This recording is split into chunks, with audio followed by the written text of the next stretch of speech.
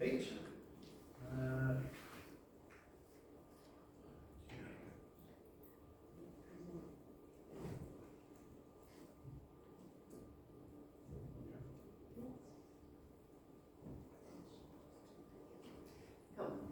Shorty Run, my name's Tash Crosby and I'm the founder of Talk Beach Gynecological Cancer Foundation. I was diagnosed with ovarian cancer, which is one of the 5 gynae cancers in 2017, a disease that I had never heard of, my family or my friends had never heard of upon my diagnosis. And the public silence around that disease when I was diagnosed was deafening, and it's kind of like, I guess, the push for me post-diagnosis to fund Talk Beach. It did feel, due to kind of the silence around it, that I somehow got a shameful cancer, which is terrible because it is part of my body and it should be shameful, and we should be openly talking about gynecological health. So yeah, we founded the charity in 2019. We are now the most socially followed cancer charity on social in New Zealand, 3rd most in the world. I'm on the board of the committee for the Gynecological Cancer Foundation in New York, and we're the only gynae cancer charity in New Zealand supporting those diagnosed with the 5 gynae cancers.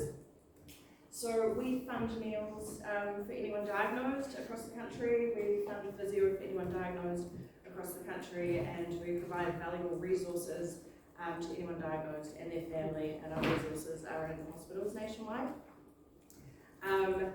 We work really hard to educate, and to do that, we do that via our social media following, by print campaigns, billboard campaigns, educational talks nationwide, a lot of talks at universities and in collaboration with district health boards.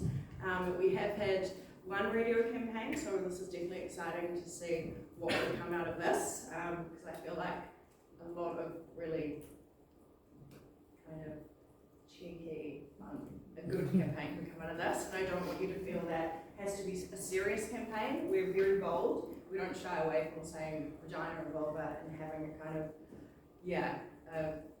non-medical view to educating people on it. I knew I'd forget my slides. Anyway, I just put these images up to kind of give you an idea of branding, but you can look at our website and our socials, like tone of voice and things like that. So our mission is to inform New Zealanders on gynecological disease and support those who are diagnosed, to educate the community on the 5 cancers in order to reduce late-stage diagnosis, to provide information and support to anyone diagnosed, and to support those involved with life-saving research and gynecological cancer treatment and cures. And we do quite a bit of advocacy work, so advocating for better funding into education, awareness, research, clinical trials, access to medications, and better pathways to diagnosis. So most people have heard, I don't even know what slide I'm on. Anyway, most people have heard of cervical cancer because of our really good screening program, but there are 4 other cancers, ovarian, uterine, vulval, and vaginal. And there's much less information on those publicly compared to cervical. The mental and emotional impact of having a cancer that isn't spoken about is huge, and it's very heartbreaking, not just for those diagnosed, but also for their family. It does feel like you've got the shameful cancer, which sucks. Every year in New Zealand, 1,000 people are diagnosed with a gynecological cancer, with 1 of the 5, and there are no screening options to detect 4 out of the 5, so it's imperative that people know the signs, what to look for so that they can seek medical help when there's changes to their body. 1 New Zealander dies every 24 hours from a gynae cancer. Alarmingly, this rate is higher than both melanoma and our road toll, and yet still so silent out in the public arena. Loads of family, to make change in this space, we believe it is a conversation, it needs to be bold, and it needs to reduce stigma. Lots of families we speak to have only ever heard of that type of gynae cancer upon diagnosis or a loved one being diagnosed. We're the leader in women's rights. We've had 3 women prime ministers. We gave women the vote, and yet when it comes to this important area of women's health, we're definitely lagging behind. cancer is a great model to aspire to.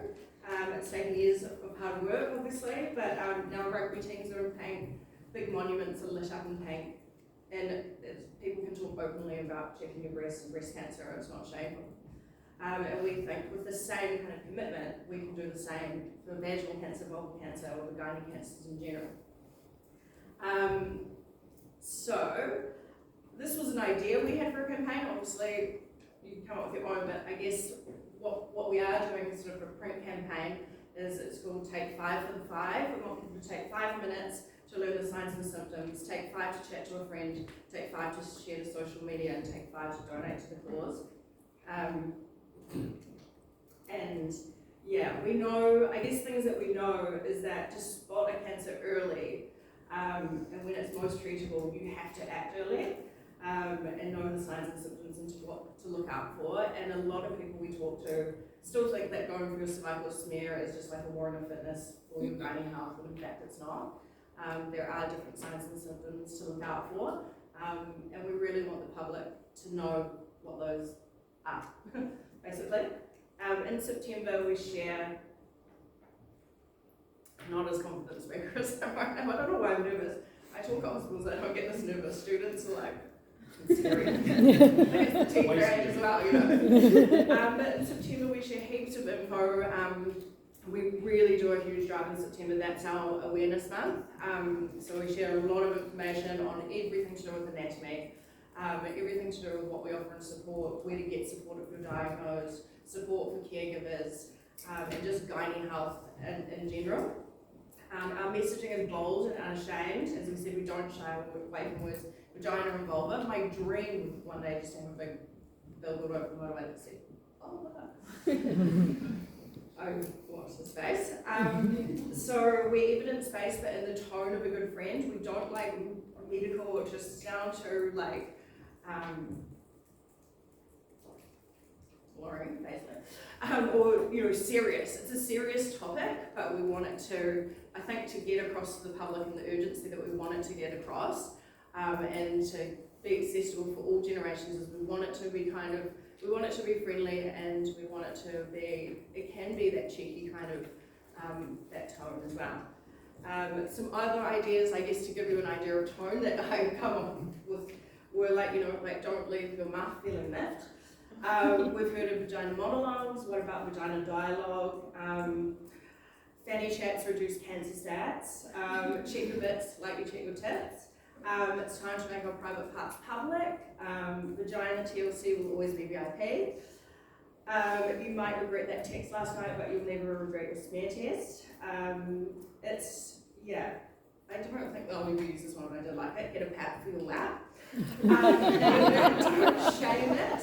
And yeah, so I hope that kind of gives you a bit about tone. You can check more about what we do on our Instagram and website, and please email at any time. I'm happy to chat individually to anyone or within your groups. I'm not sure how you're doing it.